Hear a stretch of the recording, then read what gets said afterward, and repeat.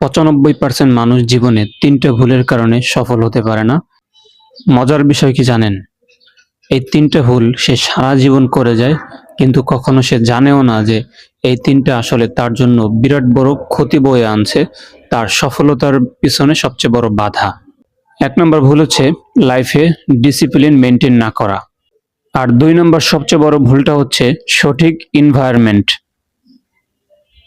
অর্থাৎ আপনি ৫ জন ব্যর্থ মানুষের সাথে চললে আপনি ৬ষ্ঠ নাম্বার ব্যর্থ মানুষ হিসেবেই সমাজে প্রতিষ্ঠিত হবেন। ৩ নাম্বার সবচেয়ে বড় ভুলটা যেটা আমাদের জেনারেশন করছে, সেটা হচ্ছে সার্টিফিকেটের পিছনে দৌড়াদৌড়ি, কিন্তু আসলে কোনো স্কিল তৈরি হচ্ছে না।